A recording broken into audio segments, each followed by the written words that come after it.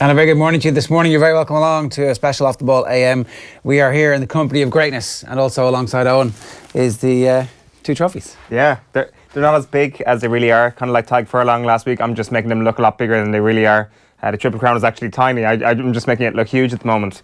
But no, they're here in our company. Very shiny is my first observation. Triple Crown is far away. Yeah, exactly. I'm not quite sure what you do in a celebratory manner with the trophies. Does that cap come off? I haven't touched it. I don't think we're allowed to touch it. And can you drink out of it?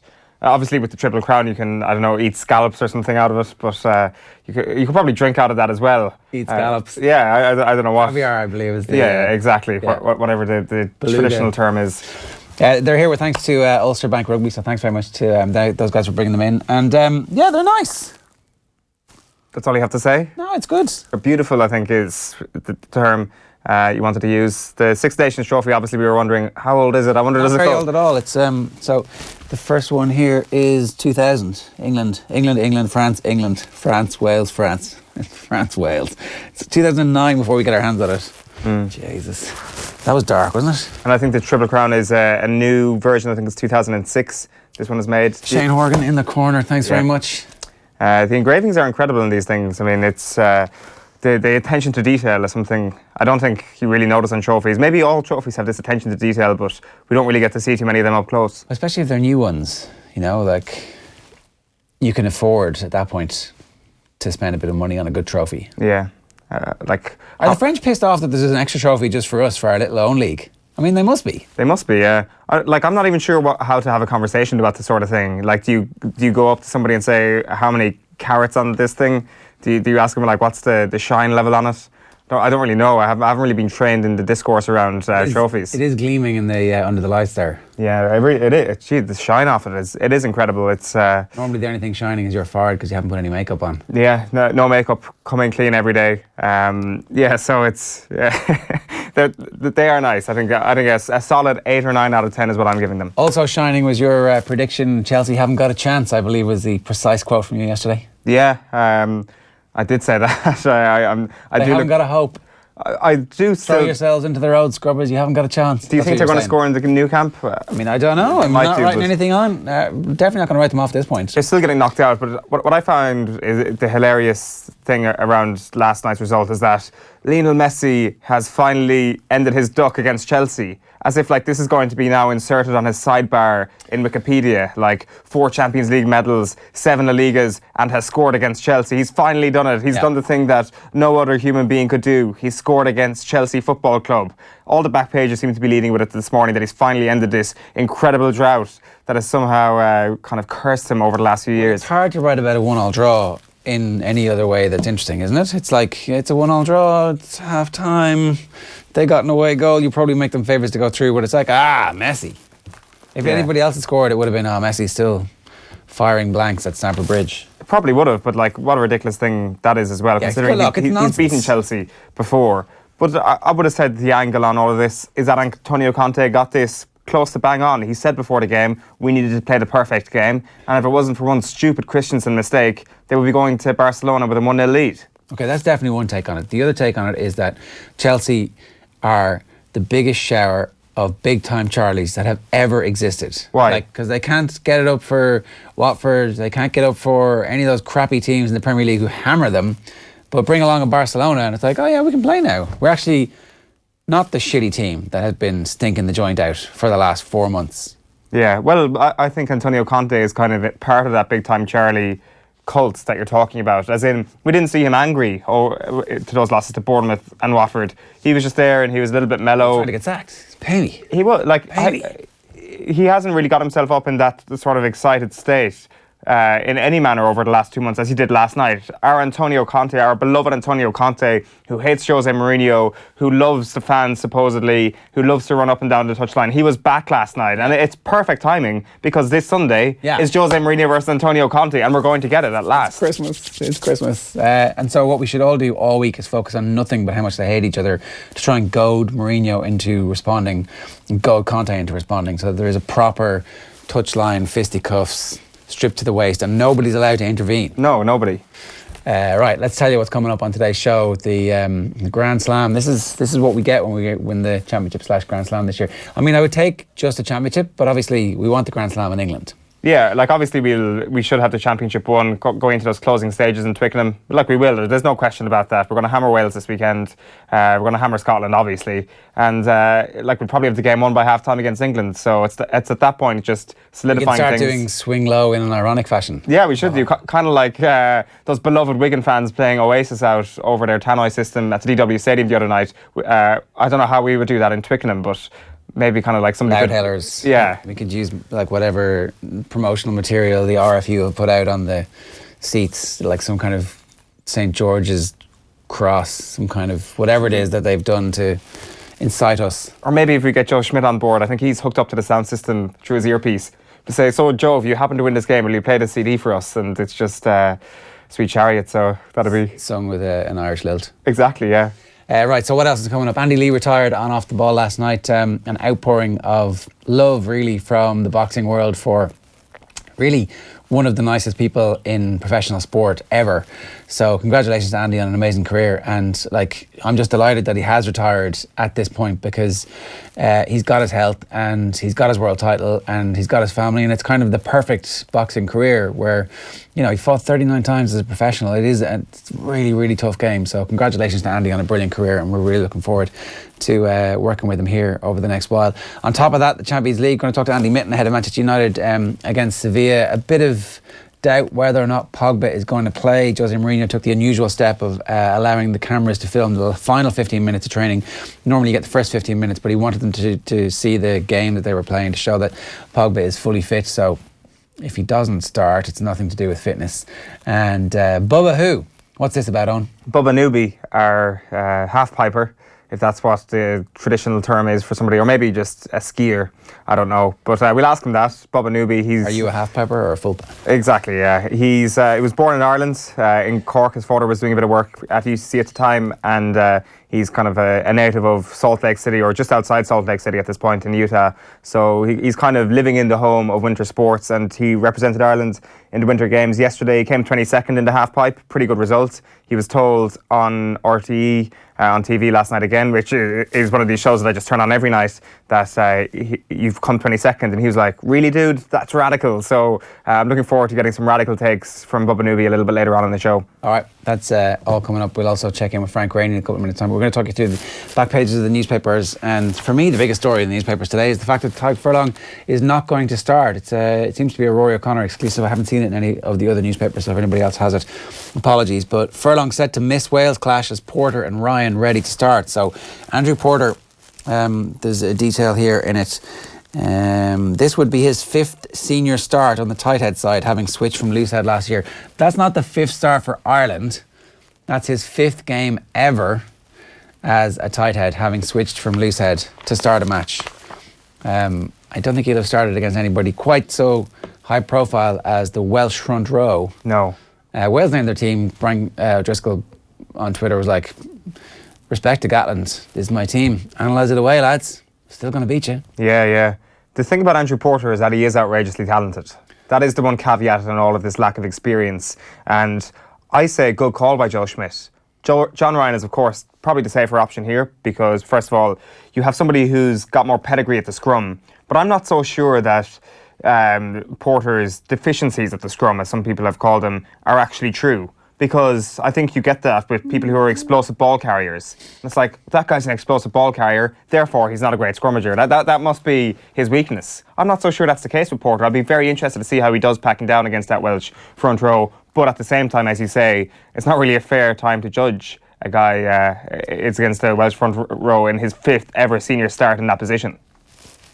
When we were talking with Tadhg Furlong last week, he said that in his first Six Nations game, it was against the French. They just did stuff he hadn't experienced before, and he found himself kind of loose on his feet at one point and was like, what the hell is this?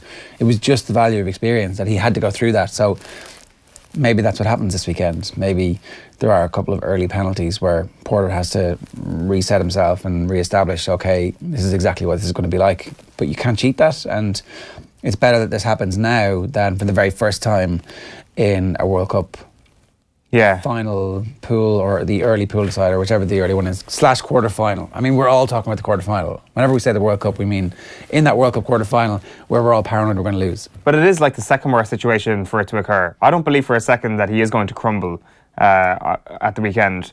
But so say hypothetically he does. This is the second worst situation for it to happen. Of course, the World Cup in a quarter final will be the worst. But maybe this weekend, maybe if there's a Grand Slam on the line, this is unbelievably high stakes this weekend. This is no. Well, the worst would be the night before the game in Twickenham, where we've actually won this game. Yeah, sure. But this is so high stakes. But it's meaningful game time, and you can't cheat that. Of course it is, exactly. And I think you start him. I think good call by Joe Schmidt if this exclusive is all the way through. He did say he had some scrummaging issues, and he knows a bit about the scrum, so... He does. In fairness, he does. Screw you, Owen. I'm going with him at Burn on this one. We did have him at Burn on before. He's made over half his starts in that position, which is really saying something. I think it was just post-Ulster.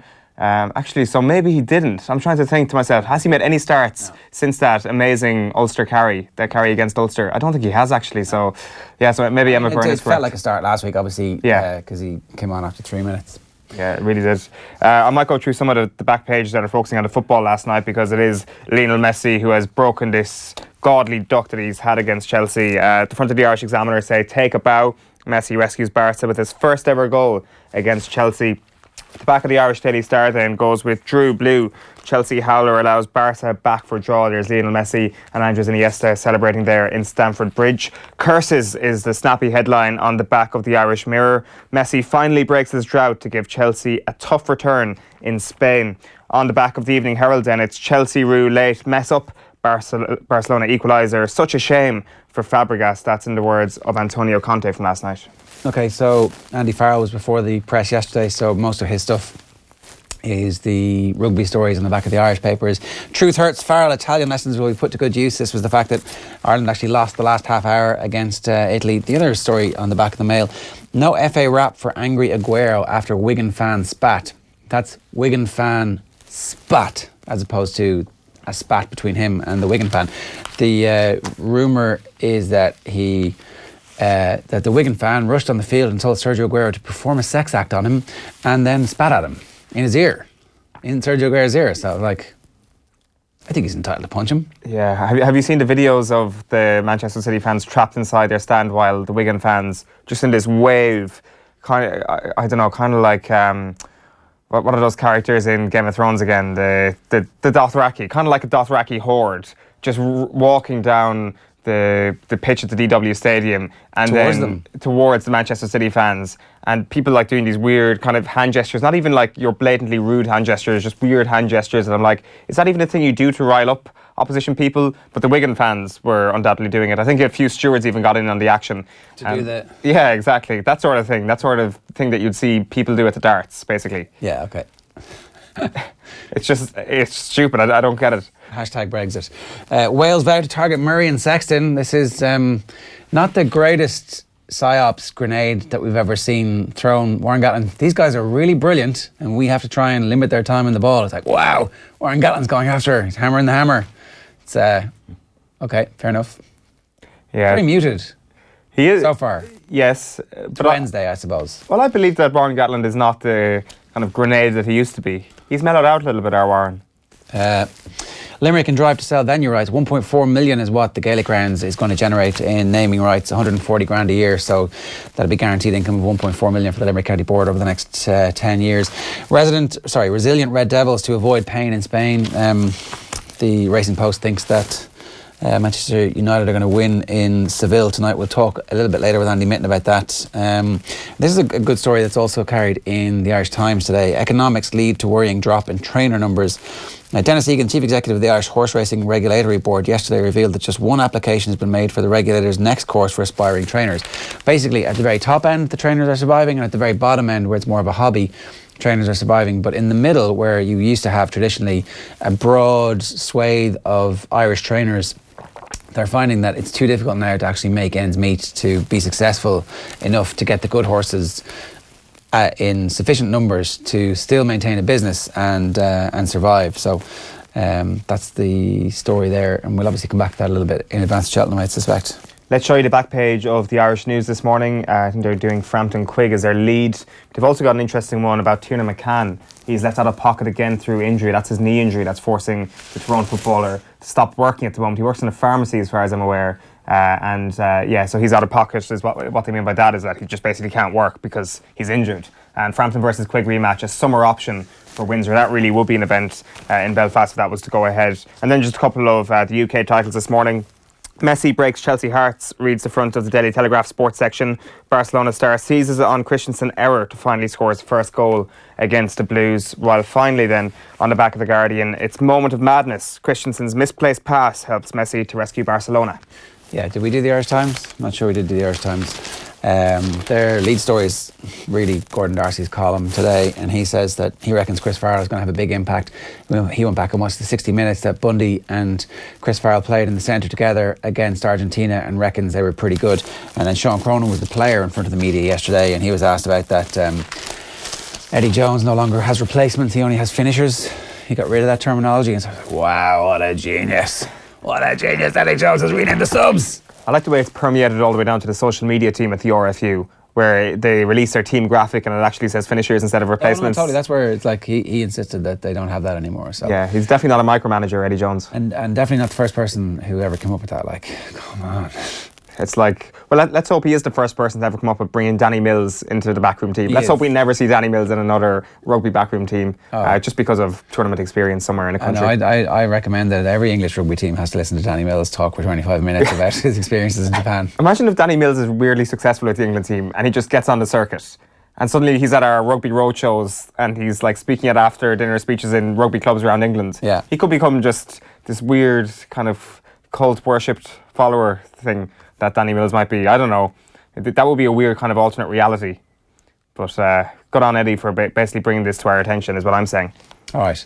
Let's move on. Frank Greaney, our courts correspondent, is in Belfast covering the Stuart Olding and Paddy Jackson rape trial. And obviously, before we broadcast any of this stuff, we just give a warning every day to make sure that if you have any young or sensitive ears in the car, that maybe you shield them for the next couple of minutes, because obviously the detail of this case has been quite harrowing. Frank, good morning to you. Good morning, Ger. So maybe you might, before you recap on what happened yesterday, tell us what's slated for the next couple of days. Well, I imagine today we might get some more medical evidence. We did hear from a forensic examiner yesterday, and I'll walk you through what he said to the court in a moment. There are also some more police officers that are due to give evidence, and the prosecution now is probably drawing towards the end of its case. I suspect that they may actually be in a position to finish their case before the end of this week, or certainly early next week.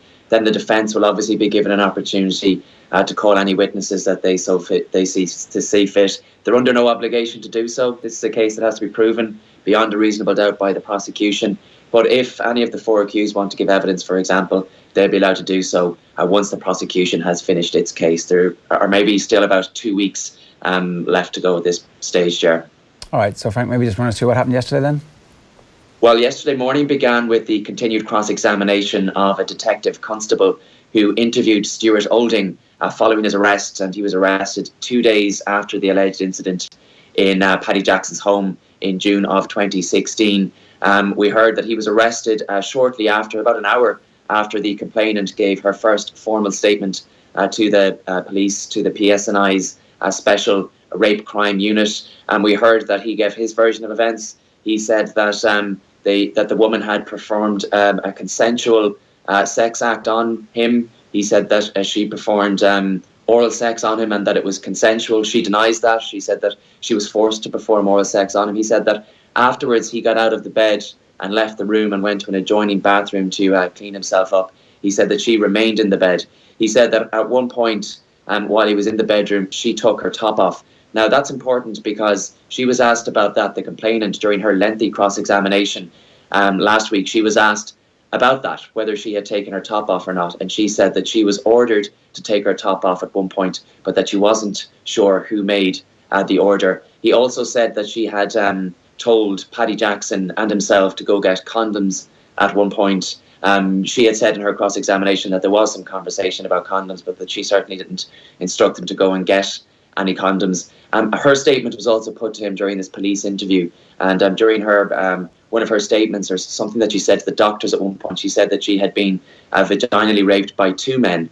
Now, the allegation, like I mentioned, against Stuart Olding is that he forced her to perform oral sex on him, and he denied that outright. He said that there was no vaginal touching at all. We also heard that he gave police a very detailed description of the clothes that he was wearing on the night in question. He said that he was wearing a navy shirt, he was wearing black jeans, brown shoes and black boxer shorts. And under cross-examination, this police officer was asked if his clothes were retrieved. It was their understanding that Mr. Olding's home was actually searched. He wasn't aware of it at the time, but his house was being searched by police under warrant and while he was being questioned. And the police officer said that no, the clothes were not retrieved at that point. Now, in the afternoon, we had the evidence of Dr. Philip Lavery, who is a forensic examiner. He works in the Rowan Sexual Assault Referral Clinic, which is about a 25-minute drive outside of Belfast City. And he gave evidence of the examination that he carried out on the woman when she presented herself. It was a self-referral case. She hadn't complained to the police before she came into the clinic. He said he took a brief history of what she alleges happened to her without taking the names of her alleged attackers. And he said that she told him that she was on a night out, that she went back to an address, that a man came on to her, that she refused his advances, and that this man then subsequently followed her to a bedroom when she went to pick up a bag, forced her onto the bed, raped her. A second man came in, also raped her. Now, she did say that she was vaginally raped by both men, and that was something, obviously, again, that was put to Stuart Olding during an interview. Paddy Jackson is accused of vaginally raping her, denies it. Stuart Olding is accused of forcing her to perform oral sex on him, but she had said initially to this doctor that she was vaginally raped by 2 men. Now, he went through the physical examination that he then carried out on the woman, and he said that there was some bruising on her arms and legs, but that she didn't know where they came from. He also said that she told him that when they were doing the physical examination, he said that he found a 1 centimetre a laceration or a tear, I suppose, on the inside of her vaginal wall. And he was asked in great detail about that particular tear. And he said that he wasn't able to tell for sure what caused it, but it would have been caused by a blunt force trauma. And he said that any possible sexual intercourse that may have taken place that night, well, he said that he wasn't able to conclude through his examination whether or not that was consensual. Frank, we're just having a bit of trouble with the Skype there, so we'll draw this to a conclusion for today. But obviously, Frank Greaney, our courts correspondent, is continuing to cover that developing case in Belfast, and you'll hear his reports right across our network of stations here on Today FM, on News Talk, on 98 and Spin as well. And obviously, he'll be on various programmes across the day too as that case continues. It's Frank Greaney, our courts correspondent there. Reporting from Belfast. As ever, if you want to get in touch with us, you can drop us a comment. We're broadcasting live every morning here on offtheball.com, on YouTube, that's youtube.com/offtheball. You can subscribe there, on facebook.com/offtheball, or on Twitter as well. We've got a couple of different Twitter handles. At OffTheBall AM is the specific one for this show, and our general Twitter account is obviously at OffTheBall. Let's move on. Big night last night on the radio show for Andy Lee when he came into studio and announced his retirement. Just a massive outpouring of people remembering a brilliant career from Andy's perspective, and really, you know, one of those people who you're absolutely thrilled represents us as a people, who has come from the system here in Ireland, who has left to go to the Cronk and build his reputation underneath the stewardship of one of the all-time great coaches, and then who ultimately finds his level at world level under the tutelage of Adam Booth. So last night, pretty emotional night for him, and pretty emotional night too for many of the people getting in touch. Have a look. Not quite sure how to say, but I've come to the decision to retire from professional boxing. And it's a good decision. It feels good. It's a good moment, and it's to go out on my own terms and not be retired in the ring. A lot of fighters lose it that way, but yeah, it's time now. It's the right time. 33 years old. I've achieved everything I wanted to in the game. I had an amazing career, an amazing life through boxing. You know, it's defined my life. It's defined who I am. But it's the right time to call it a day. When do you come to a decision like that? Over what period of time? Yeah, it's been on my mind for a while, you know, and Well, over the last 2 years, I've kept myself available. I fought March of last year. I won that fight. And I just kept myself available to see what my options were. If a fight came along that would entice me back, you know.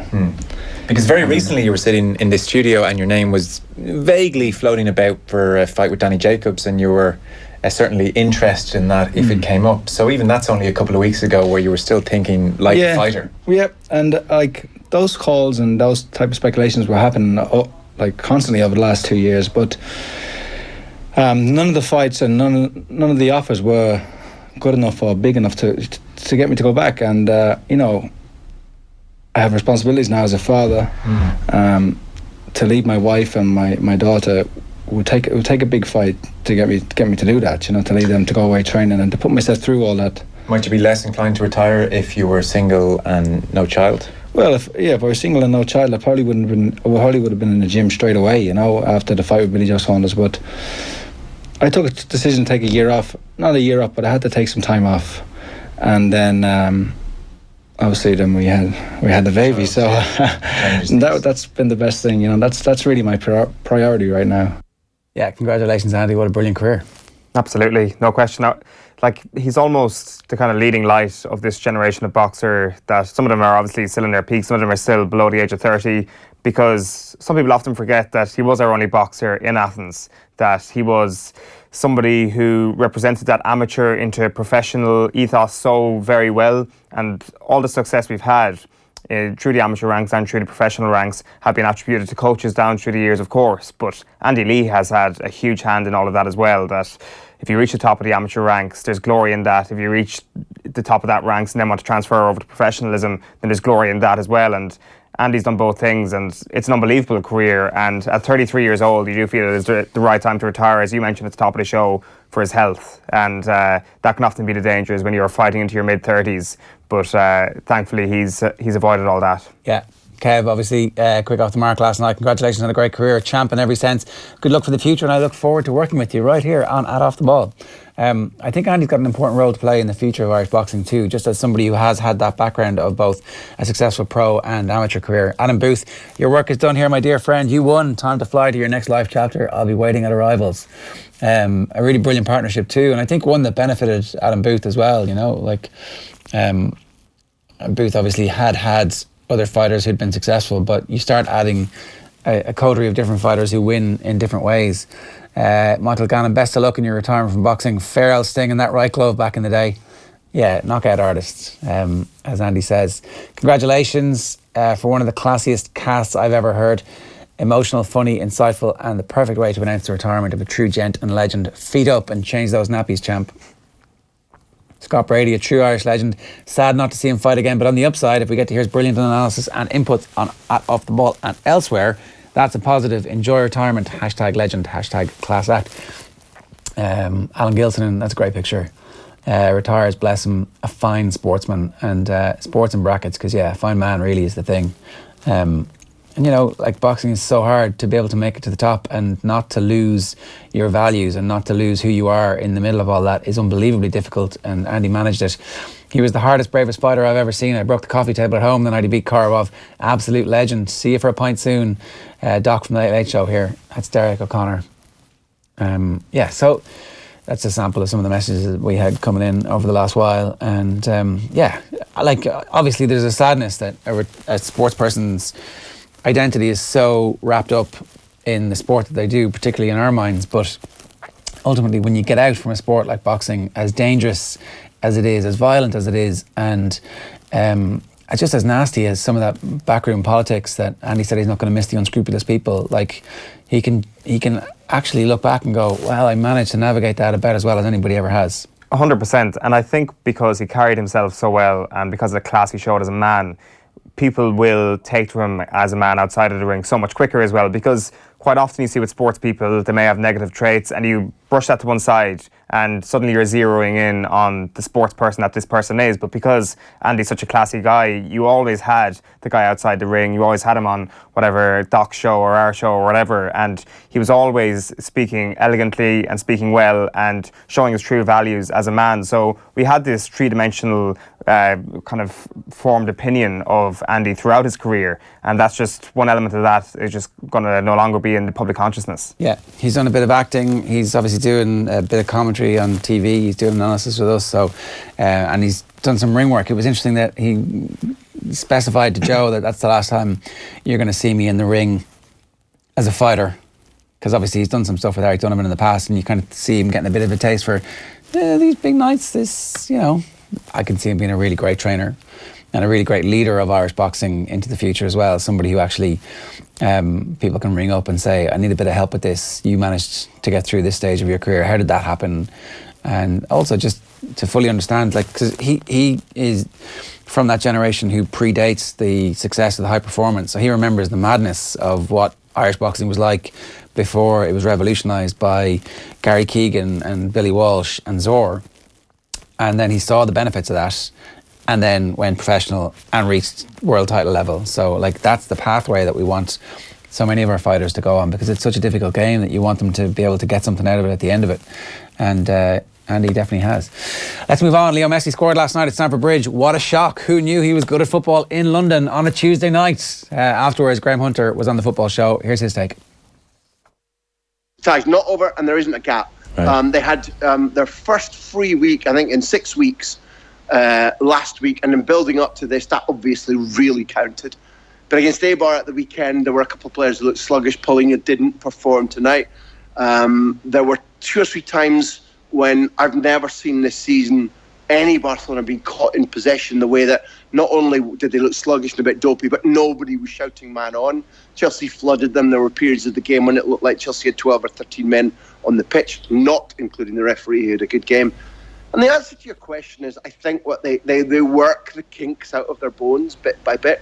Coutinho couldn't play tonight. Dembele's too raw for a test like this. Neither Gomez nor Dennis are really trusted.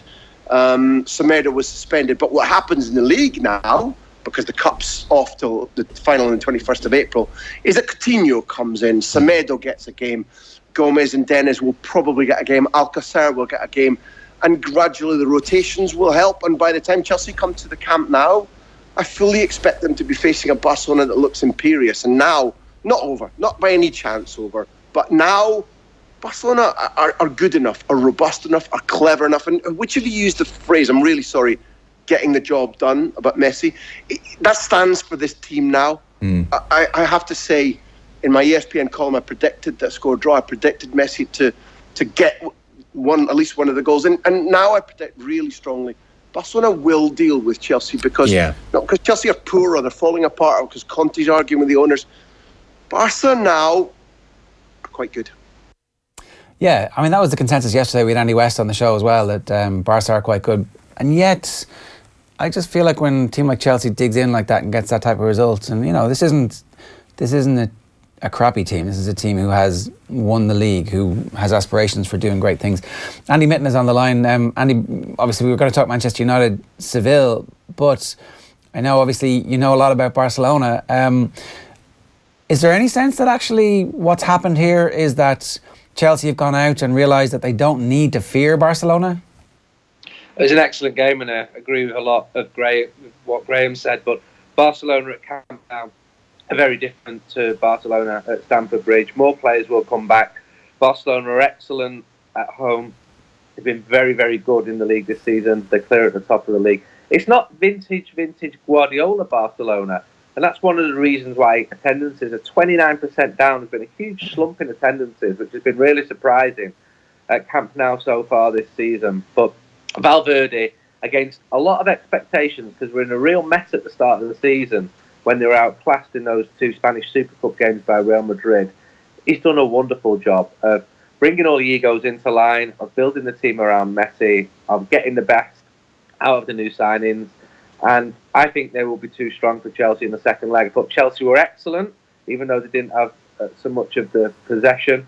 but they gave Barcelona a fright. But that's not good enough. You saw Barca lost last season in Paris, and then they needed to score all those goals in Camp Nou, and they did it. There's just an inevitability I still feel about Barcelona and Real Madrid with Ronaldo, that when they really need to get a job done in a big Champions League game, they will still do it. I think Barca are pretty clear favourites to go through, and I'll be at the game in a couple of weeks. I'm really looking forward to it. I mean, I buy all that, right? I buy the clear favourites. I just feel like there's more room for Chelsea to improve off the back of a result like this, that gives them a sniff of it in a way that before the game, there was just this kind of sense that it'll be routine over the two legs. I think it's less routine now, and sure, I think everybody expects Barcelona to go through, but I don't think it's going to be a 3-0 or a 3-1. It could easily be a 1-0 or a 2-1. People in Catalonia were certainly not thinking it would be routine. The expectation of Barcelona, maybe in the UK and Ireland, was that Barca are the clear favourites there. But neighbours of mine were travelling to Stamford Bridge and saying things like, a draw will be a good result here. They really respect English football. They really respect Chelsea. They know that they've ridden the luck a couple of times with Chelsea in the past, and vice versa when Chelsea knocked Barcelona out on the way to winning the competition in 2012. But I think if Chelsea are going to make this point, then it's very unlikely that they're going to do it at Camp Nou. Barca are just much, much stronger at home. They exploit that wide pitch, of which Stamford Bridge is not. They have more confidence. They'll have more players coming back. And I would be stunned if Chelsea went through. The one thing about Chelsea is that they were outstanding without the ball last night, Andy. And is there any consensus, I wonder, from a Barcelona point of view, that it wasn't just Chelsea being very, very good without the ball? There was an element of Barcelona a little bit devoid of ideas at times. Yeah, there was, but when it came down to it, when they needed that crucial away goal, they can always rely on Lionel Messi, Andres Iniesta, who a few people saying that he's not quite the player that he was, he's getting a little bit older now, and he is doing, but they can still produce these moments. It's like Cristiano Ronaldo. For all the criticism that he gets, he can still do it. Now, Iniesta's not getting any younger. Coutinho is still settling in. I've watched most of his games so far for Barcelona. He's had some very good games and some very average games. Dembele, the record signing, before Coutinho came in, I don't think that he will be starting the game at Camp Nou. He's not done enough yet. But Barca started with they call it the Gala 11 last night. Their bench is going to get even stronger. I think that the style of football has changed significantly under Valverde. It's not the famed 4-3-3 anymore. And I'm seeing even changes bringing Coutinho in. Jordi Alba's been excellent this season. His link up down the left with Lionel Messi. It reminds me of Dani Alves down the right a few years ago.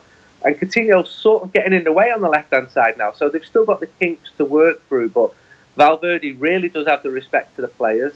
He's got a level of enthusiasm which Luis Enrique had lost by the end of his time. He clearly wanted to leave Barcelona. And I think that while this isn't Guardiola's Barcelona of a few years ago, it is still an improving Barcelona. Valverde really is getting things right.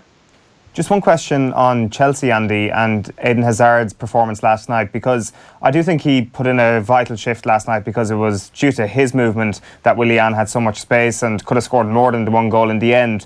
But ultimately, if they're going to go to the Camp Nou and win, they need Eden Hazard to play brilliantly for himself. And I think last night he was kind of dragged too much into the number 10 role a little bit, and Rakitic and Busquets were just dropping back, and they had him in his pocket to a certain extent in that role.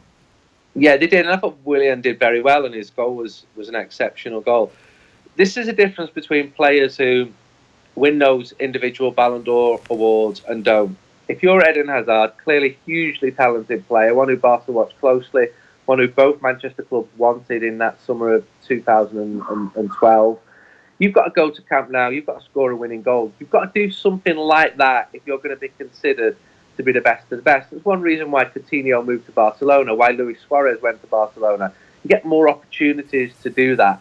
Now, if Eden Hazard goes to Camp Nou as a man-of-the-match performance and scores 2 away goals, if he has the Roy Keane in Turin in '99 style of performance, that's when his stock will rise even further. It's almost impossible to do it, but the greatest players, they can do it. We've got to talk about tonight's game and these consistent questions now around what Pogba's going to do tonight. There's this interesting story coming out about how Mourinho gave vision access which is access to the cameras for the final 15 minutes of training as opposed to the first 15 minutes of training. This is something that ordinarily makes no difference to anybody, but you get these stock footage of players warming up as opposed to the actual players in game mode, and he gave them that access so that in the press conference afterwards, when he was asked about Pogba, he was able to say, well, you all saw him out there, you saw him competing and you saw him playing, so take from that what you will, was effectively what he said. I think what most people take from that is that Pogba is fit and ready to go tonight. I think he is. I think he'll start. I was in the press conference in Seville last night. I'm in Seville at the moment, looking forward to the game. Beautiful weather. And I felt Mourinho sent out some slightly mixed messages, slightly cryptic messages. And the opinions among the journalists were certainly split as to whether Paul Pogba would start tonight. And that's because none of the journalists really know what has gone on between Paul Pogba and Jose Mourinho. And I don't know what has fully gone on. I have good contacts at Manchester United. People have spoken to me. I understand that their relationship has been better in the past, but also that's entirely normal between a football player and his manager. They have their ups and their downs. Paul Pogba is facing his most difficult time at Manchester United. He had a dreadful game at Tottenham. He was ill at Huddersfield. He was very poor at Newcastle. And just as I was saying about Eden Hazard needing to start at Camp Nou, there's a real expectation among the 2,500 Manchester United fans in Sevilla that Paul Pogba needs one of those games where he justifies that huge transfer fee. And Mourinho always plays down that fee. And I can see why he does it. He's trying to protect his player. And he did it again last night. But Pogba really needs to stand out in a huge game for Manchester United.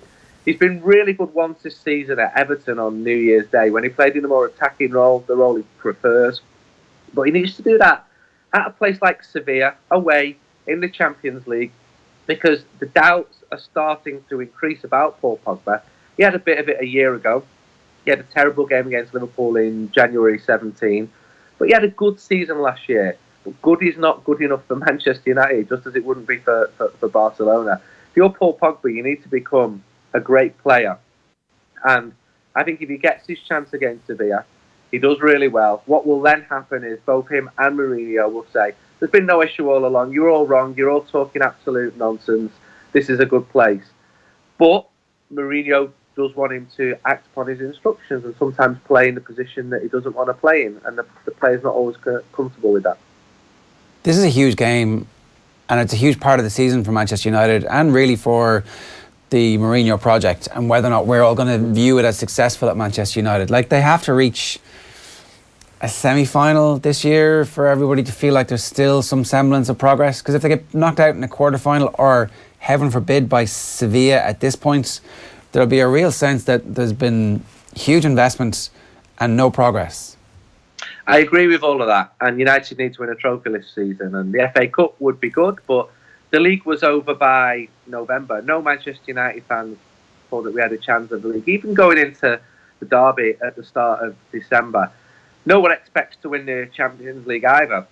But if United were to go through against Sevilla, which they should do, because if they don't, it will be considered a failure, given all the investment, get to the quarters, do well, maybe get to the semi-finals, win the FA Cup, finish second, Jose Mourinho would get away with it again. He would be able to say this season has been a success. My first season was a success. I won 2 trophies plus the Community Shield. That's where he's at the moment. The team are second in the league but they've been second just for most of the season. There has been an improvement, but nobody's dancing around saying this is the greatest Manchester United team ever. The 2 most recent away performances in the league at Tottenham, United were completely outclassed by Tottenham, and at Newcastle, where they were very, very disappointing against a team who had not won at home since October. Expectations, not unreasonably, are much higher for Manchester United, and Pogba is one of those players. He needs to raise his game, he needs to finish the season strongly. He's not the only one. Nemanja Matic, another midfielder, started the season very well. He's looked jaded in the last few weeks. There'll always be scrutiny about the strikers. Lukaku scored and did very well at Huddersfield. Alexis Sanchez is a star player, he's a world-class player. You've got to go away to Seville and you've got a star in these type of games. And United are favourites. And this was put to Mourinho last night. He said favourites means absolutely nothing. But it does mean something. Sevilla have conceded 5 goals on 4 occasions this season. I've watched a lot of them. and they have improved under the new manager Montella. And Mourinho was quite astute when he talked about the little tweaks he'd made to the defence and the positioning of his players. But United are favourites. United really should be going through. This isn't the Moyes season of 2 or 3 years ago. This is United in the second season under Mourinho. You should be going through. If United don't go through, there will be significant criticism. Yeah, you think of Sevilla and you think of that game against Liverpool in the group stages, and you suspect that Manchester United wouldn't give up a 3-goal lead against Sevilla, but at the same time you suspect that Manchester United wouldn't be able to build up a 3-goal lead against Sevilla. Is that a little harsh on United, or is that pretty much where Sevilla are at under Montella? No, I think it's right. No team has scored more than 2 goals against Manchester United this season, but United are not big goal scorers either. Despite all the concerns about the defence is the best in the Premier League. I cannot see anything like the 5-3 scoreline of the Sevilla derby here last month, where Betis came and scored 5. United just do not set up like that. They're far more pragmatic. They build from the back. David De Gea is a reason why Manchester United's defence has been so good. But I would be expecting a low-scoring game. Sevilla have conceded a lot of goals. I think it'll either go one or 2 ways. A draw, tight game, or Manchester United will win and win pretty comfortably when they realise that they're considerably better than Sevilla. But Montella has got them winning. They are a cup team. They've reached the Copa del Rey final again. They have a confidence in cup competitions. And I've been here for 4 days now. I've been speaking to lots of people around Sevilla. And they're like, yeah, we're not overawed by Manchester United. We're going to go out, we're going to go and win it. We want to win this competition. And I recoil from that and think this Sevilla team is no way good enough to win the competition. But it is a cup competition. There can be surprises, as Manchester United have found out. There are few better ways to spend 4 days in February than in Seville. Enjoy it, Andy. Enjoy the game tonight. Thanks very much for joining us. Thank you. It is a beautiful city, and it's a great football city as well. Yeah, they used to bring international teams there to hammer them whenever they needed to get results. That's Andy Mitten of United We Stand giving us his thoughts. Conor McKeon of the Herald is here. Good morning to you. Morning, lads. You're running the gauntlet of our most controversial slot here, where we have power rankings of the best 10 footballers in the country. I'm always game for an early morning row, yeah. Yeah. Before we get to that, congratulations on the exclusive about Bernard Brogan. You managed to break the news that he'd done his cruise shoot. Still no official confirmation from the Dubs, is there? No, it's not really the way they operate. You don't see much of Jim Gavin between games, and anything official will only really ever come from Jim Gavin. If he had been out for the year, as in if he had kind of accepted it and gone for cruciate ACL surgery, I think we probably would have seen some sort of press release. Yeah. The fact that they've had nothing would, I think, indicate that Bernard is going to try and go through that laborious process of building up the stability and strength and the need to try and play some part this summer. And I suppose in some ways you can see Dublin are going to be in the Super 8s this year. I think they'll probably need a bigger panel. They will use more players than they have usually done, so he will potentially get more game time. So I think that'll probably be confirmed on Saturday night by Jim Gavin down in Castlebar. That's tricky. That it's very hard to do. I didn't realise that MDMA had tried to do exactly the same thing. Yeah, and he got on the pitch. He played. I think he played against Monaghan. He got on in the All-Ireland quarter-final and got through the entire season. But I think it's an inexact science. It's not. Yeah. Some people it works for, others it doesn't. Some people it works for, and other people it doesn't. Exactly it. And you always run the risk then that if you spend 4 months, 5 months rehabbing the injury and then it goes on you, you have to then have the surgery. So you're kind of throwing yourself back 6 months, and you're probably ruling out all of next year as well. Was there a sense that this was in Bernard Brogan's mind, and I know I'm asking you to get inside the mind of somebody, that this was his final season, or that actually he was going well enough at the start of the season to think, I'm just going to keep going until... Yeah, I don't know. I think he was very disappointed with how last year panned out, in that he got himself in very good physical shape. I think probably as lean and as fit as he'd been in a long time, but didn't get the game time maybe that he expected to get. He went well earlier on in the league, but it was a strange kind of year for Dublin last year, in that the forward line was very much, they started an All-Ireland final without Paul Flynn, without Bernard Brogan, without Dermot Connolly up there. Yeah. And people like Conor Callan really sort of came from nowhere. Paul Mannion ended up the season with an All-Star. So I think there was always a move on Jim Gavin's part to get more pace into his attack last year, because in 2016 I think they were very stale in the 2 games against the 2 final games against Mayo. So would this be his final year?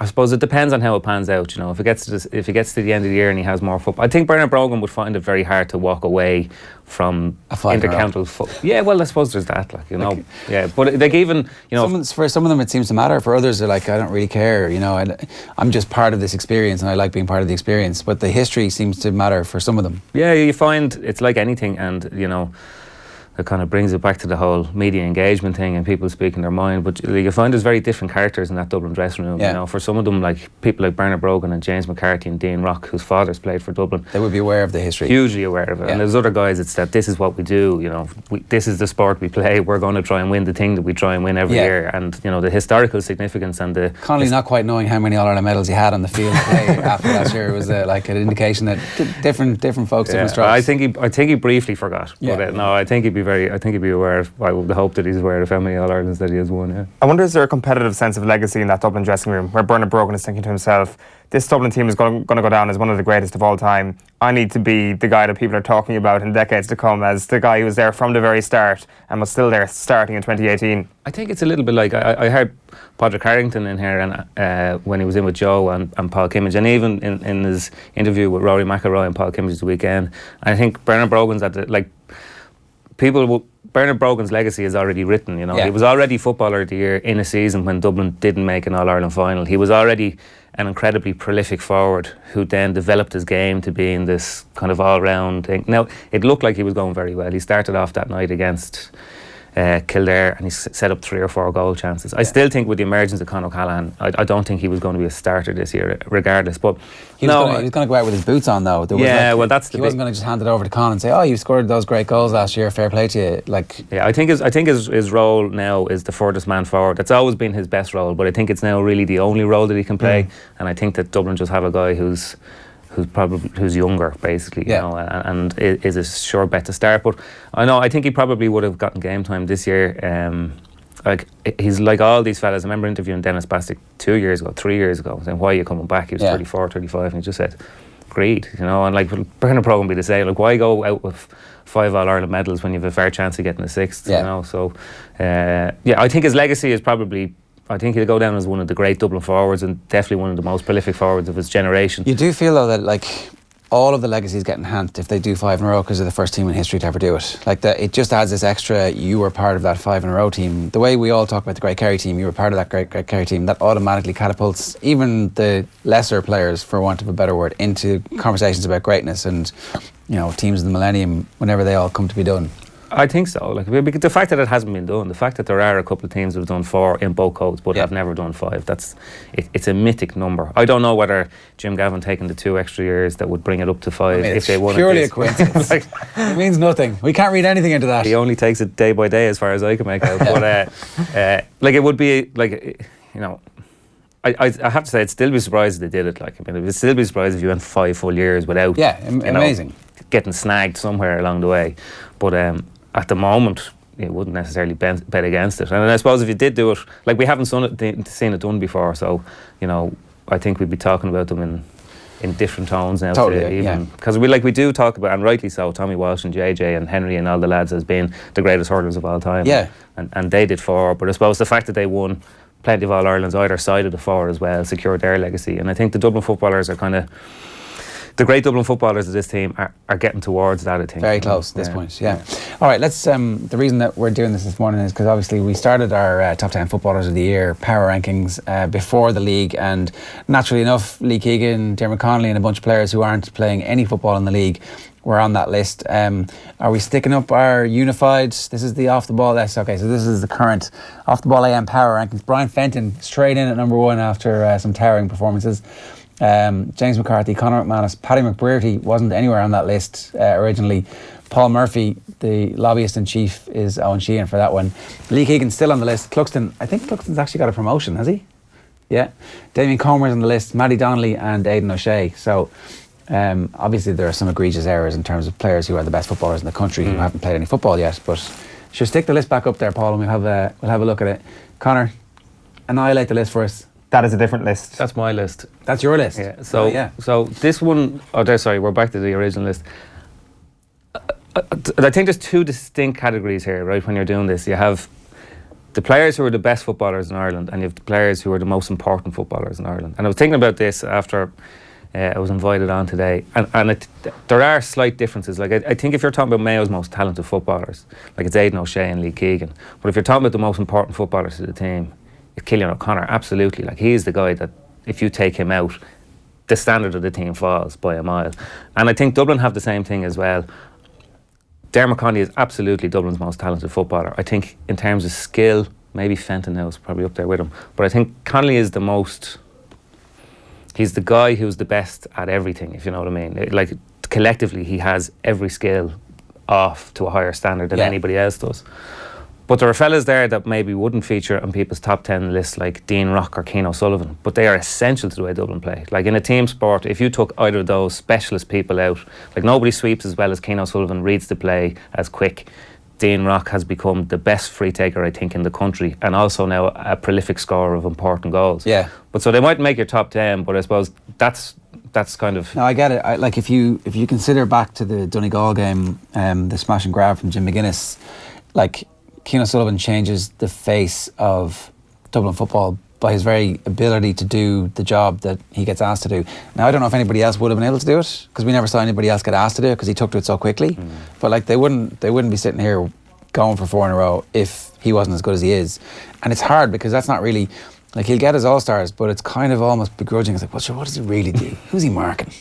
Yeah. Space never scored. But actually, I mean, obviously, you know, you think about it, this is one of the most important roles that any team has ever had in any sport. Yeah, I think actually the funny thing about Keane O'Sullivan is, you know, he's actually had consistent hamstring problems over the last few years, so people might have said, well, you know, that sweeper role suits him because he only sprints when he needs to sprint. You know, he doesn't go all the time. But if you go back to last year's All-Ireland final, I think he did more man marking in last year's All-Ireland final and actually played more ball in last year's All-Ireland final than any of the other 4 that he would have played. Is that because teams are beginning to put him under a bit of pressure? Because Mayo are the one team, occasionally Kerry, but Mayo are the one team that are absolutely backed themselves to go man-to-man with Dublin. Yeah. So in that sort of situation, Dublin will, like, you know, in that sort of situation, Dublin won't drop a man. You know, like they'll obviously get men behind the ball when the teams run at them, but Mayo are the one team that will go man-to-man because they believe enough in themselves. And I think that's part of the reason Mayo have come the closest to beating Dublin over the last 4 years. Yeah, it's funny how Mayo seem to have the style for that. And under James Horan, they obviously had the style to crush all the other teams, but couldn't quite get it done against the bigger teams. And that's why actually this championship could really still be interesting, despite the fact we have one defining team who are great. Let's have a look at Conor's top 10. So mine was kind of predicated on league form so far, which is why Conor McManus, I think, was man of the match at the weekend, but he doesn't make it on the basis that I didn't see enough of him. Keegan hasn't played, Connolly hasn't played. There's probably a few others that I'm leaving out. It's crucial to point out that Paul Murphy is higher on your list than our collective list just after that earlier slide. Well, I had to get a Kerry man high up the list, and I do think that so far this year, and he's one of these guys that you like to give praise to because he doesn't get enough of it. Like if you go back to his man of the match performance in the 2012 All-Ireland final, 2014, sorry, he's one of these guys that just does not give the ball away. Like Kerry have problems in defence, but I think their half-back line ideally would be himself and Tyke Morley and Peter Crowley in the far wing. I think that's a very, very strong line, and I think it's a line that will continue to develop for Kerry and be a big one. But I think he's a very, very smart ball carrier. I remember last year in that league game in Tralee when he gave a ball away late on and Dublin got the equaliser when Kerry were desperate to beat Dublin. But it was nearly like an aberration. Like it was a bit like... Everybody was like... Brian Fenton's sideline kick that he gave away against Donegal, everybody in the stadium took a gasp because these guys make so few mistakes now that when they do, it kind of stands out for you. So no, I have no problem putting Paul Murphy high up the list. I think he's a really, really talented footballer, and I suppose just to talk about him, I put Sean O'Shea on the list as well. I know he's very new, he's very fresh, but a lot of people, and rightfully so, would say that Kerry's full back line was an area in need of surgery because last year, you know, I think Shane Enright had his problems, I think Mark Griffin had his problems, but Kerry's half-forward line has been very functional over the last few years. They get scores through Donncha Walsh occasionally and Stephen Bryan and Johnny Buckley, but I think Sean O'Shea just brings a different thing. The interesting thing about Sean O'Shea is I think last year there was all this talk that he might have been a bolter for Eamon Fitzmaurice, that he was keeping him back in case they got to the All-Ireland final to spring on Dublin. I had my doubts because, you know, I think Fitzmaurice has been quite a conservative manager selection-wise over the last few years, but haven't seen him so far in this year's league. And you think, well, he couldn't have been much worse last August, last September, you think, well, maybe that was a possibility because he's very, very prolific. Fitzmaurice was happy enough to give him the freeze as well over Paul Geaney in the first round of the league against Donegal. So that was very interesting, I thought. I think and there's obviously an awful lot of talk about David Clifford, but Kerry could be successful this year without David Clifford, but I think that what Sean O'Shea is going to bring to the Kerry half forward line is a different dimension altogether, and it's an area that they probably need something new in. It's kind of like what somebody like Conor Callahan brings. It's what is this guy actually going to do? We don't have any videotape on him, really. Yeah. Oh shit, he can do that. I didn't know that. Yeah, exactly that. Like what Conor Callahan did last year was, the same thing every time, but it unnerved defenders because I think full forwards nowadays are programmed to go away from goal and to look for the loop or the guy coming off their shoulder, whereas every time Conor Callahan got the ball last year, he just went straight at the full back. And I saw that goal in the All-Ireland final recently as well against Mayo, and when you look at when he gets the ball, the Mayo defence, they could not have set it up any better. If they could put the players on the board, but somehow he managed to find a way and slalom into goal, and I think having that element of surprise is probably a big thing. I wonder, do you only have it for the first couple of years? I wonder, is there like part of your, just the way you get conditioned that's not who he is, or that's how teams now don't know how to deal with it? But in a couple of years' time, they're like, you're going to come straight at me and I'm going to stand there and shield like you. You've seen it happen to people like Michael Darragh Macaulay, who had a huge impact in his first couple of years, was Footballer of the Year because he could go through tackles, and then teams started to kind of back off him and wait till he popped or soloed the ball on the D and try and take it away from him. I think teams can, that's where the great players, I think, kind of find another part of their game to develop and still be as effective. Yeah. Is there a trend in the fact that we're seeing the likes of Damien Comer and Paddy McBrearty getting so many plaudits earlier on this season? Is there a tactical quirk here that we're already seeing, that there's more freedom allowed for these sort of players now? Well, I think the big thing for Paddy McBrearty is that so far this year, and I know they haven't won a game, but it's very obvious that Donegal are trying to change the way they play football. And the way that Donegal played the last few years, run the ball at all costs, run in lines with fellas with pace. Like, the guy that loses out there is the inside forward, because every time the ball comes near you, it's taken the length of time to come up the pitch to you, so everyone else is reset. So you're in the corner, you have a marker, you have a sweeper, you have a guy who's marking zonely. 4 runs. You've made 4 runs, and it's very, very difficult. And so there's a couple of things with McBrearty. First of all, he's getting the ball quicker, and second of all, he's got somebody like Oran McNeilish back in the team, who's a really, really intelligent passer of the ball. And what McBrearty has as well, and actually I saw you had Matty Donnelly on your list. He scored a brilliant point against Kildare a couple of weeks ago. What McBrearty has is he can kick the ball very, very accurately, running at full speed. Which, if you remember Dermot Connolly's point against Kerry a couple of years ago, the same thing. McBrearty's point against Kerry this year in the league, because you don't have time to set yourself anymore, and he has that little sweet spot out on the left wing. If he takes a small little step to the side to the left, he's just not going to miss. I think as well that people kind of forget that Connolly has peaked over the last couple of years, that in the early stages of his career he was eminently capable of using his skill set, but equally he would kick a lot of wides, and it's not like, it's a fairly natural thing for a forward to learn exactly all of what that skill is like under the extreme pressure as the championship season progresses. Like, he was never perfect. It was never a 10 out of 10 from every shot going over from Connolly, and you just kind of lived with it. McBrearty as well, because he's been on the scene since he was 18. Like, he's still really a young guy in terms of his age. He's got loads of experience, but maybe putting that all together is something that has just taken a little bit of time. Yeah, I think Connolly's a really interesting one this year as well, because besides the 12-week ban last year, like he hadn't played well for Vincent's in the club championship. He didn't, like the game that he had the incident against Carlow, he hadn't played well that game. Now, he had a very good All-Ireland final the second half when he came on. You could actually argue that of all his All-Ireland final performances, that was the most productive. Like, he kicked a brilliant point, he had a great assist. If you remember, a ball with the outside of his foot to Dean Rock, he won that free at the end.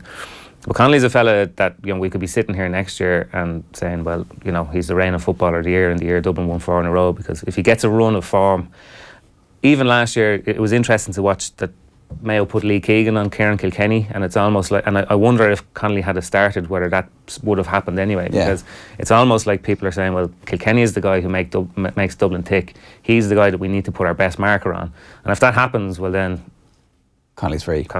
You know? And if they put it on Connolly, well then Kilkenny's free. So I think Connolly will benefit by the virtue of the fact that fellas like Brian Fenton and Kieran Kilkenny and James McCarthy are now kind of the playmakers. The playmakers of the Dublin team. Yeah. They're the guys who are driving this on. I wonder, is there, and it kind of goes back to my last question, just about the role of a half forward at the moment, because I think it was very noticeable with McBurty against Kerry and against Dublin, just the amount of space around the 45-metre line. Yeah. And I guess it's to do with people maybe kicking up, or pushing up rather, on the opposition kick out, and double down with that with the with bringing in at the mark last year. The longer kickouts have been practiced now. We're 12 months into the mark, so teams have their long kick-out strategy. So they're going long, they've got players deep in their own half, and if you win the ball in midfield, suddenly you've got a wide open expanse in front of you. And I think with McBurty, he's benefited from that hugely. The question though is, when you go into the Ulster Championship, that space isn't going to be there. Well, that's the thing we have seen, and like, this is the time of year when we all talk about why the league is so great.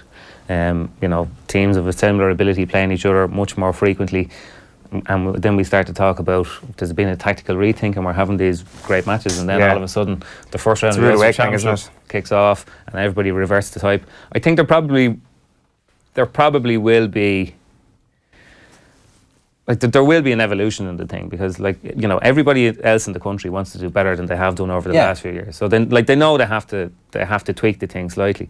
The one who seems to be stoically doing what is Mickey Hart, and I think what people miss there is that Tyrone scored hugely last season before they got to the All-Ireland semi-final. Like, they collapsed. They just collapsed in and the game. And they had no plan B, is and they were picked apart by Dublin, who would practice the game plan. But if you look at what they scored prior to that in the 3 games in the Ulster Championship against Armagh, the All-Ireland quarter-final, they were on. Their average score in a game was huge. I think it was up around 117 or 118. Yeah. So, like, I think Mickey Hart is actually, people get annoyed because when they get so many men behind the ball, we don't get to see lots of goals and points. But, if Mickey Hart is doing it, it's because it's the most efficient way to play. And, the question of whether our half forwards are getting more space now in the team. We spoke to Lee Keegan about this, and he last year, and he said he was definitely noticing that the half-back line were being monitored more, that there was more man marking going on because the half-backs had become the playmakers. So by consequence, somebody has to be getting more space. And, maybe it's those half-forwards. Yeah, I think that would be the greatest development for the game if we do end up coming to the Super 8s, and what we're seeing in the league now has actually manifested itself in the Super 8s, because it is great to see. It is great to see the likes of Seanie O'Shea kicking points from 50 yards out from play, because you mentioned him getting the freeze off Greaney in the first game. He's grabbed the headlines because of what he's done from play. The same with McBurty, despite the fact that he kicked 10 points in the first game, kicked a load of frees against Dublin as well. And then you look at somebody like Damien Comer, and what's the knock-on effect for an inside forward like him? Because granted, it's early days, but Comer seems to have already made another leap again this year. Yeah, Comer is, I wouldn't say necessarily that he's unique, but he's like, he is the best forward of that style, I think, currently in the game. Like, to be that aggressive, to be that strong running, the old centre forwards, the Trevor Giles and those guys, like, they kind of became extinct because that's where teams place their sweeper. But fellas like Kevin McManaman and fellas like Darren O'Sullivan and Paul Kerrigan, that became nearly the de facto centre half forward, somebody that could carry the ball with pace, because they're very hard to dispossess.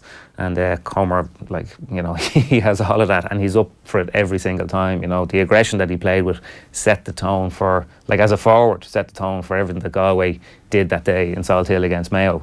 And I would absolutely have him in my team. Has the finishing ability of forwards also improved? It seems like Michael Quinlivan can score a goal from anywhere. It seems like Comer can score a goal from anywhere.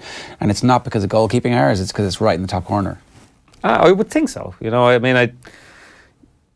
People kind of lament the glory days and all the rest of it. I think that the skill of the inside forwards nowadays is at a much higher level, because they have to do what they have to do in a shorter space of time, being marked by more players. So I think the level of finishing ability is probably better than it's ever been. Like, even look at Lee Keegan. I know he's an exceptional halfback, but he's still a halfback, and he's scored a couple of outrageous finishes in All-Ireland finals. And Jack McCaffrey has scored a couple of goals pinged into the top corner as well. So I think teams are, goal chances are at such a premium now in Gaelic football at the top level that you have to make sure you take them when they come up. One last point: there was a fear that because the Super 8s were coming in, that the league would somehow be a little bit diluted this year, but it hasn't actually been the case. Certainly we'll wait and see what the knock-on impact on the hurling is when the hurling championship happens, and that kind of washes through. But it does seem as if teams understand that you're going to have to peak early, make sure that you've got your form and your players ready to go for making sure you make the Super 8s, because ultimately that's where the rest of the season is going to be decided. Everything Galway, Kildare, all the teams that would have designs of getting into the Super 8s but couldn't be certain of getting the Super 8s. Their whole season has to revolve around getting that. That is where it's going to be at this year. Like the Division 1 of the league, it's great. We have great games. They come thick and fast and everything else, but it will be completely forgotten straight away. And if you're not in the Super 8s this year, you're going to miss out in a big way. I think every team that's in that will be brought on in a big way. Like the All-Ireland semi-finals this year and the final will be hugely, hugely interesting because one of the big teams, a Dublin or a Kerry or a Mayo, will go in with a significant injury, a significant suspension or something like that. We'll have situations where Dublin are playing a big championship game in Castlebar or in Killarney or wherever it is. And I don't think until we've lived through it, we won't see how significant it is. And it might be next year that managers say, okay, we got it wrong. We went too full-blooded in the league. Like if Galway were to miss the Super 8s this year, maybe Kevin Walsh should say, okay, staying up in Division 1 was great and all the rest of it, but we missed out on the thing that we needed to have. Like Roscommon was it 2 years ago, started brilliantly in the league, in Division 1, flopped in the championship. Last year they got relegated on a record margin and won Connacht.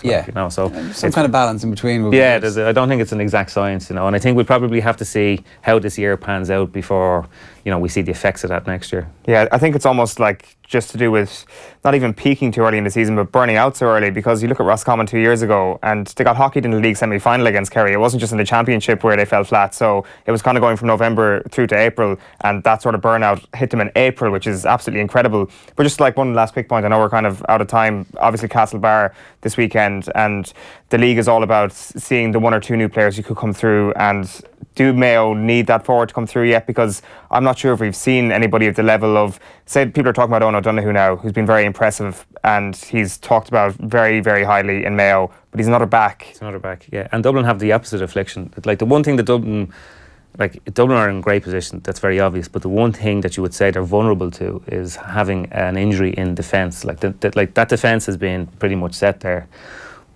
But they need James McCarthy now to come back in a wing back because Jack McCaffrey's been out with his cruciate. And, if you take out a Philly McMahon or a Johnny Cooper or a Mick Fitzsimons, the next guy in isn't as good. So if Dublin's bring an injury there,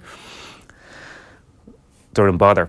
But we're talking about Dublin losing Bernard Brogan, a former footballer of the year, and, they can absolutely absorb that loss because they have Collie Basquel has come through this year. Brian Howard is going to come through on the half forward line. You would expect that Dermot Connolly is going to come back. But Mayo have the opposite affliction. They have any amount of defenders. Owen O'Donoghue has been very good this year, but they still have Keith Higgins to come back. They still have Lee Keegan to come back. And do they need another forward to come through? They absolutely do, yeah. Conor, great stuff. Thanks very much for that. Cheers, lads. It's Conor McKeon of the Herald giving us his thoughts on the power rankings, and we'll put the various power rankings up for you in a couple of minutes' time too. But we're going to the Winter Olympics and to Pyeongchang, where we're joined by Bubba Newby. Bubba, how are you doing? So good. How are you guys? Yeah, pretty good. You've become something of a cult hero in Ireland. Are you aware of this yet? No, I didn't really know. I just saw the front page paper though. I like that picture. I'm hyped. That was the one that made the paper. How long did you live in Cork? 2 years, I think. And so the rest of your time growing up would have been in Utah. Is that right? Yeah. Went from Cork straight to Utah and then in the same spot that I grew up. And tell me, at what point did you realise that it was a possibility that you could represent Ireland and that it was a real thing that you could actually qualify and be in the Olympics under the Irish flag? Well, it's a different thing for me in freestyle skiing because it wasn't an option. Like, it hasn't been an Olympic event until 2014. And so I never really knew, but then when I realized I could do it, I saw Seamus O'Connor, the snowboarder, saw him compete in 2014 in the Sochi Olympics, and I was like, oh man, if he can do it, so can I. Bubba, you mentioned there living in Utah, and I presume you look back to 2002, Salt Lake City being the host city to the Winter Games. That must have had a huge impact on you, and you must have looked at the Olympic rings and said, I want to compete in that one day. Oh, definitely. My dad took me to a few events. I was really young at the time, but he took me to a few events, and the Olympic spirit in Utah is alive and well still. All the venues are still used as training venues for athletes currently. So it's great, and Utah is crazy. throw a snowball with your eyes closed with your left hand and hit an Olympian. So they're everywhere, and it just makes you see that it's a real, tangible thing. I had no idea that obviously Utah is such an amazing hotbed of winter sports. Like, when you were growing up, are you skiing and skating and snowboarding? Is that just kind of how life is all the time? Yeah, pretty much. Like, that's just a skiing mecca, really. Everyone skis, really. I mean, not everyone, but, you know, a lot of people ski in Utah. It's just what you do. Like, that's what I grew up doing. I never remember not skiing.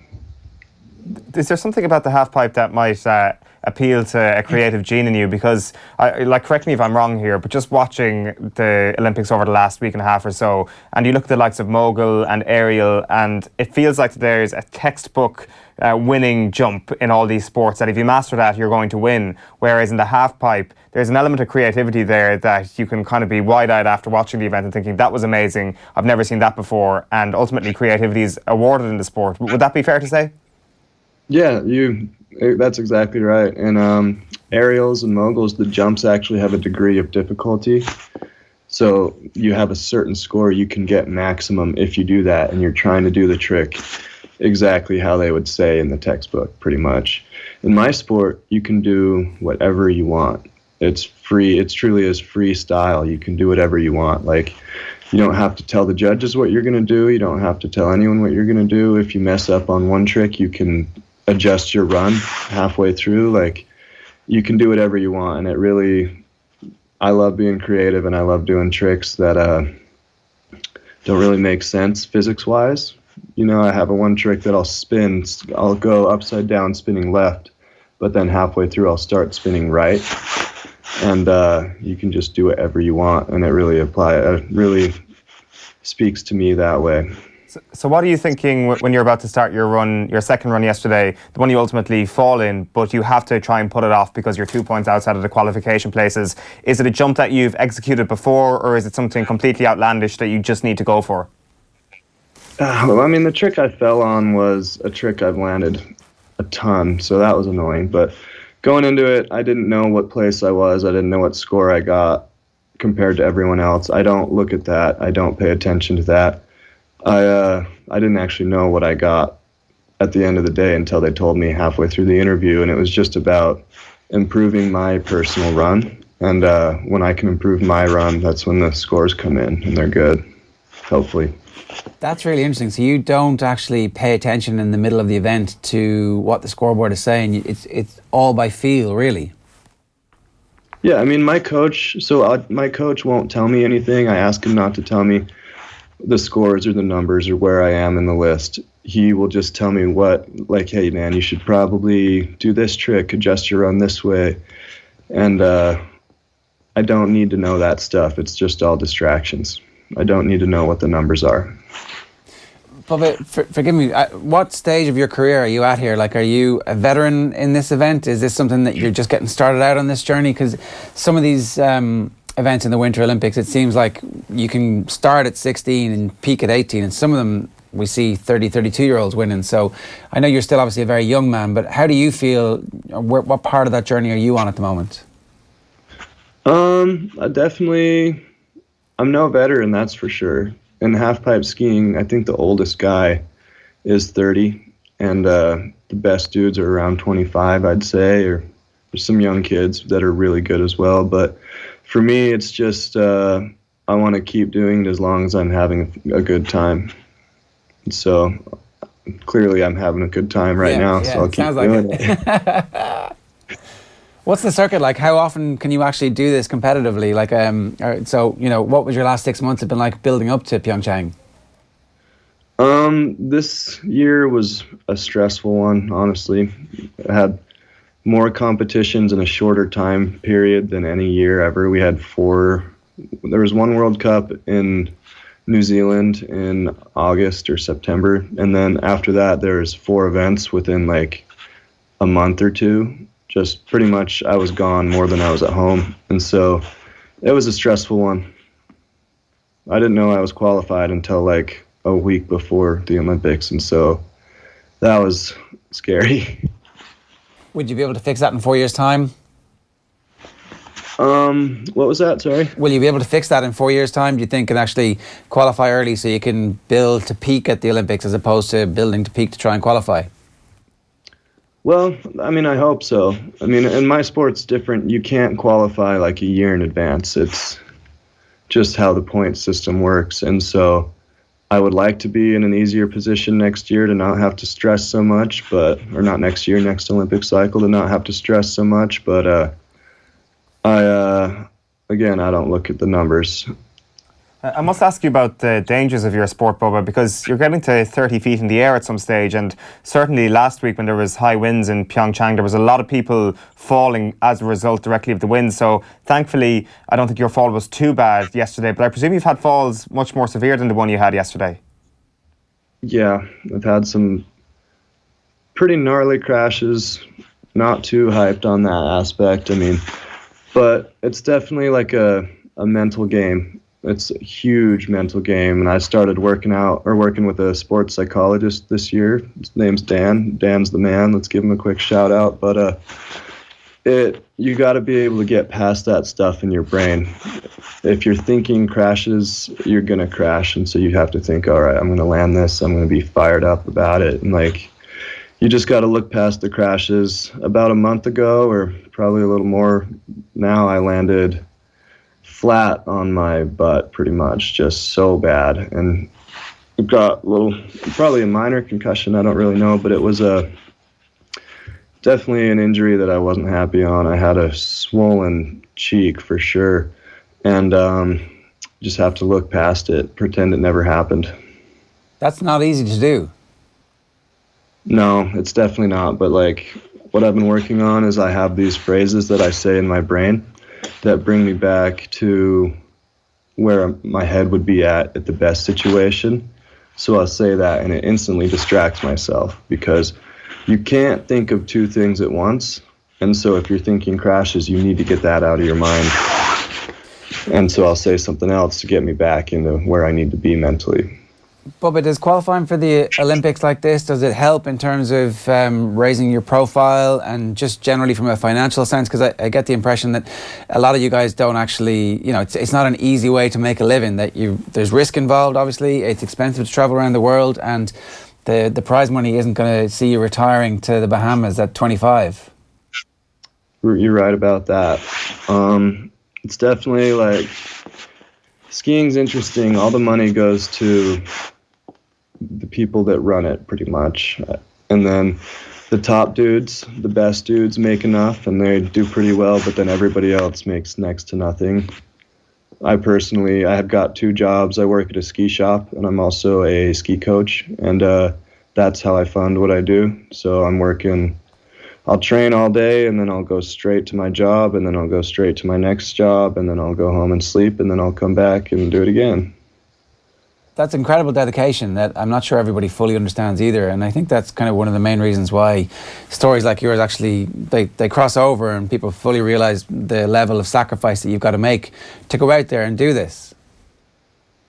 Yeah, but I wouldn't do it if I didn't love it, No one's making me ski pipe. I love what I do, and so it's all worth it. This Olympics especially has made me realize that every sacrifice has been worth it. Every crash, every day that I didn't go out with my friends at night because I had to leave the next morning or something, it's all worth it. Bubba, when's your next event? When can everybody tune in and wish you well? What's happening next? I don't really know. I think there's a World Cup in France, but in March. But I don't know if I'm doing it actually. I think I'm gonna take that one off and give me a nice break. And what I really want to do is just go ski deep snow with my friends. I can't wait for that. Enjoy that, man. Thanks a million for talking to us. I will. Hey, thank you guys. I appreciate it. Cheers. Take care. It's another story of the Winter Olympics from an Irish perspective. Yeah, sorry. Unbelievable character. Jealous of the lifestyle? Yes, unbelievably jealous. It's just like you're literally living in the snow. I actually, it's kind of on this level that isn't quite believable that you're immersing yourself in this environment where you're going out to train to become what some people are as professionals, and then you're finished your training for the day, and you're still in that environment. You're either coaching people or you're in the shop or whatever he does, presumably in Park City, which is where he's from, in Utah. I think just a little bit west of Salt Lake City. So he's literally in this bubble of, I think you put it as a hotbed of snow sports or something, which is kind of accurate, I think. And it's just so alien to all of us here. Even just some of the terminology he uses there, which is like, I can't believe that this exists, that there's a community of people that kind of revolve around the sport like for their entire lives. So it's incredible. Yeah. I'm just laughing at the words gnarly being used to describe a crash. That's the first time, and I hope not the last time we have somebody not hyped about that. Not hyped about that, yeah. So, yeah, a bit of a shock to my system that somebody would call a crash gnarly. Right, tomorrow morning on the show, Alan Quinlan live in studio and Off the Ball AM are going to be giving you the chance to win a pair of tickets to Ireland against Wales at the Aviva on Saturday. It is obviously the defining game of the Six Nations so far from an Irish perspective, and if you want to be along, make sure you're tuned to Off the Ball AM tomorrow morning between 7:45 and 9 o'clock. As we mentioned earlier, Andy Lee announced his retirement from professional boxing right here on Off the Ball last night. He's going to be doing loads of work with us over the rest of time, hopefully. Obviously there's a massive interest in how things are happening in the boxing world at the moment, but it's also a really interesting time for a bunch of young Irish boxers who are just cutting their teeth in the professional game. And we've a brilliant feature coming with the Wexford boxer Niall Kennedy. Andy's gone down to record a piece with him and just check out the background to Niall's unbelievable story, really the sacrifices that his family have made as well. So that's going to be coming across you from our social channels a little bit later on this week. Make sure you're subscribed to YouTube, Facebook and Twitter for that tomorrow. This morning, we're going to leave you with this. Well, it's the most important boxing night for 4 years for Irish amateur boxing, because their sole representative, Andy Lee, boxed out of the St Francis Club in Limerick, had a spell with the Repton Club in London, looking relaxed and confident. And it's upon these young 20-year-old shoulders that the hopes of Irish Olympic boxing are going to be based here in Athens this year. It is a big ask of Andy Lee. When I started out, I just wanted to box, and that's what gave me enjoyment. But as the years went by, it became a reality. Like, I realised it was something that I could possibly do professionally, and I turned professional in 2006, and since that day, it's always been my goal to be world champion. Fighting out of the blue corner, he wears the black trunks with red trim. Hailing from and representing Limerick, Ireland, two-time NABF champion. Please welcome the hard-hitting, the popular, and the reigning WBO middleweight champion of the world, Irish Andy Lee.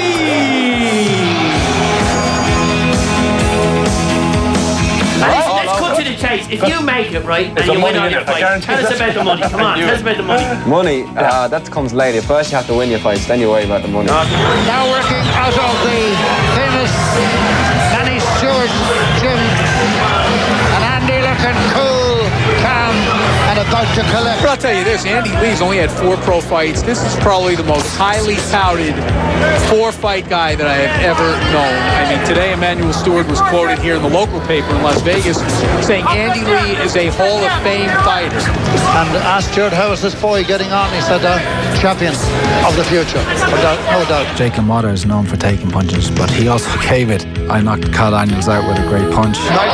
Beautiful right hook.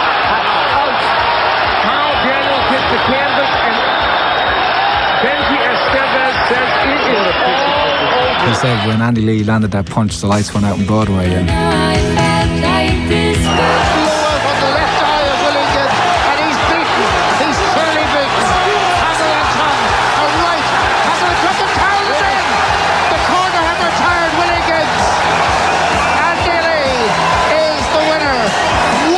victory by a superb fighter.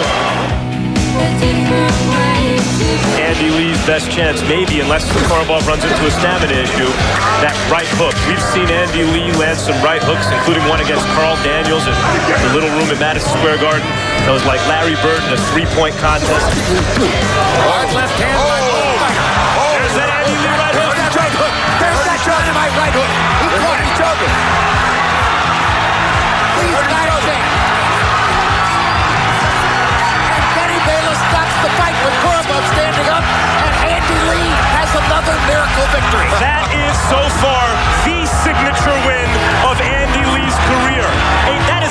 legitimate upset, a shocking upset knockout win for Andy Lee.